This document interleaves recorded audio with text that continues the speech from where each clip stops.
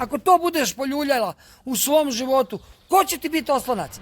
Vaš muž uvek i zauvek u datom momentu mora biti u pravu pred auditorijom. Prvo dece, pa onda i oko vas. A onda kada uđete u intimu vaše sobe, tad porazgovarajte šta ste vidjele i šta niste vidjele, ali isto tako obazrivo da ne povredite ono biće u njemu koji sutra će vam trebati da vas spase, da vas podrži,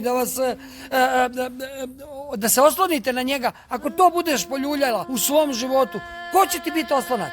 Tada ćeš čuvati suštinu svoje porodice, suštinu svoga braka, a tada ćeš iz toga crpiti i svoju energiju, a i gledati izdanke koji niču kao dobri domaćini, čestiti ljudi, dobri muškarci, dobri muževi svojim ženama. Sutra će to biti dobre i čestite žene i majke, jer ćeš iz toga onda graditi svoju priču, a tako ćeš onda moći i nečemu se nadati u životu.